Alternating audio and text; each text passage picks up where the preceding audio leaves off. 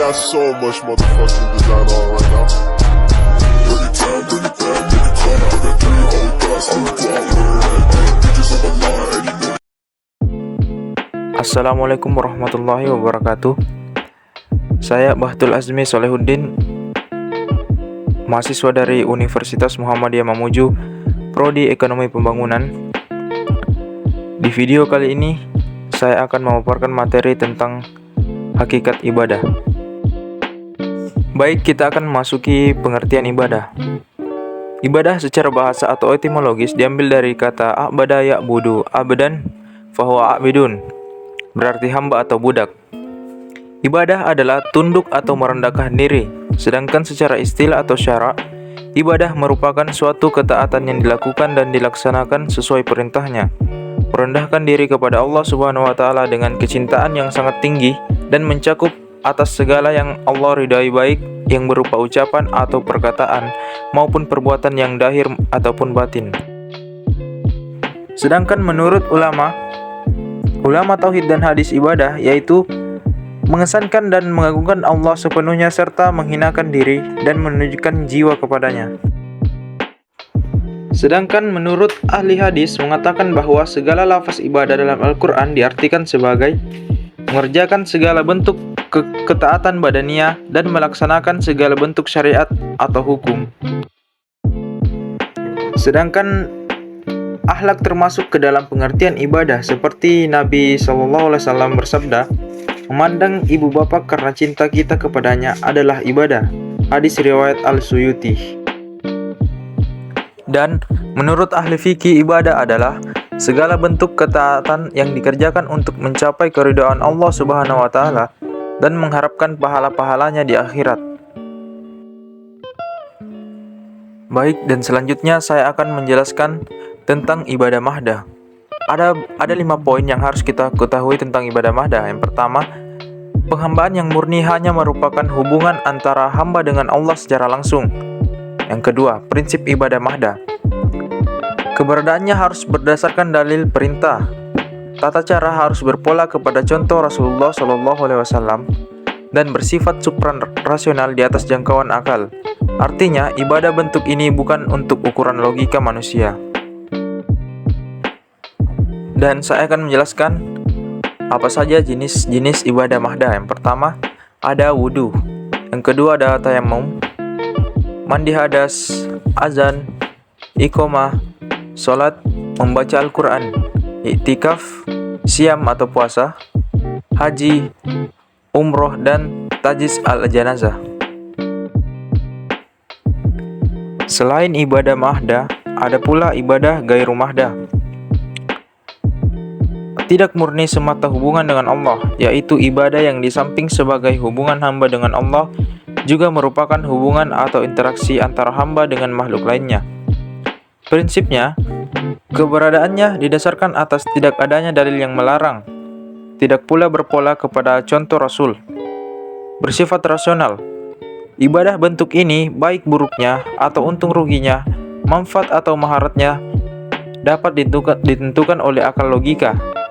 Azasnya manfaat selama itu boleh bermanfaat, maka selama itu boleh dilakukan. Adapun jenis ibadah gairu mahdah sebagai berikut. Yang pertama ada zakat, sedekah, iktikaf, wakaf, kurban, zikir dan doa, dan akikah. Dan adapun fungsi ibadah terbagi menjadi 2, yaitu fungsi ibadah secara umum. Secara umum, ibadah dapat berperan sebagai alat untuk menumbuhkan kesadaran pada diri manusia bahwa ia sebagai insan diciptakan Allah khusus untuk mengabdi diri kepada dirinya. Ini jelas disebutkan dalam Al-Quran surat Az-Zarriyat ayat 56. Dan fungsi ibadah secara khusus. Fungsi ibadah secara khusus ini meliputi masing-masing dari jenis ibadah. Jenis-jenis ibadah ini dapat dikelompokkan menjadi 5 bagian atau bidak, disebut rukun Islam yang terdiri dari syahadat, sholat, zakat, puasa, dan pergi haji jika mampu. Dan selanjutnya, hikmah ibadah. Apa saja yang kita dapatkan dengan beribadah? Yaitu yang pertama, tidak syirik. Seperti yang tertulis di kitab Hamim As-Sajdah ayat 38, dan melainkan bersujudlah kepada Allah yang telah menciptakan mereka, jika benar-benar hanya kepadanya kamu menyembah atau beribadah. Dan yang kedua adalah memiliki ketakwaan, seperti yang tertulis di surah Al-Baqarah ayat 22, yang artinya, "Hai manusia, sembahlah Tuhanmu yang telah menjadikan kamu dan juga orang-orang sebelum kamu supaya kamu bertakwa." Yang ketiga, terhindar dari kemaksiatan, seperti yang tertulis dalam surah Al-Ankabut ayat 46, "Sesungguhnya sholat mencegah orang dari kekejian dan kejahatan yang nyata." Berjiwa sosial. Ibadah menjadikan seseorang hamba menjadi lebih peka dengan keadaan lingkungan di sekitarnya, karena dia mendapatkan pengalaman langsung dari ibadah yang dia kerjakan. Tidak kikir, sebagaimana yang tertulis pada ayat Al-Baqarah ayat 178. Dan karena cintanya dan karena cinta kepadanya, dan memberikan harta benda kepada ahli kerabat dan anak-anak yatim dan orang-orang miskin dan kaum musafir dan mereka yang meminta sedekah dan memerdekakan sahaya. Merasakan keberadaan Allah Subhanahu wa taala, yang Dia melihatmu sewaktu kamu berdiri dan bolak-balik dalam sujud ketika seorang hamba beribadah. Allah Subhanahu wa taala benar-benar ada di hadapannya. Meraih martabat liga ilah. Pada surah Al-Fat ayat 11 menjelaskan tentang tangan Allah di atas tangan mereka. Terkabul doa-doanya.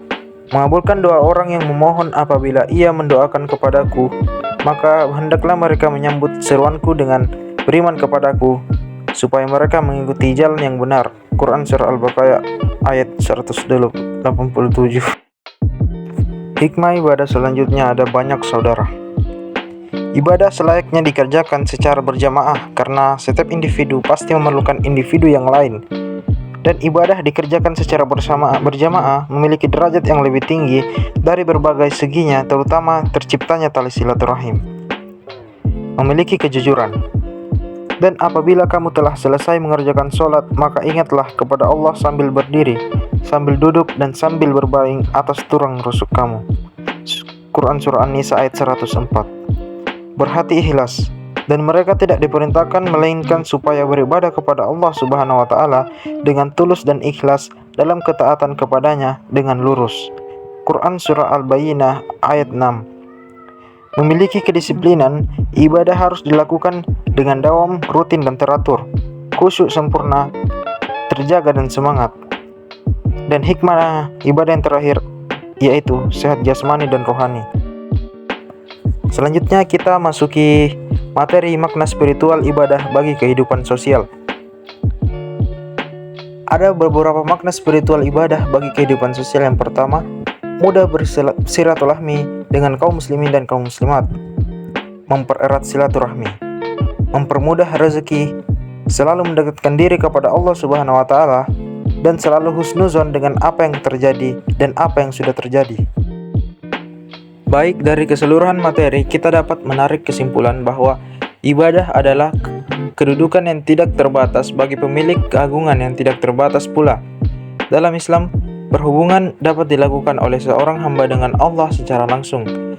Ibadah di dalam Islam tidak berhajat adanya orang tengah sebagaimana yang terdapat pada setengah-setengah agama lain.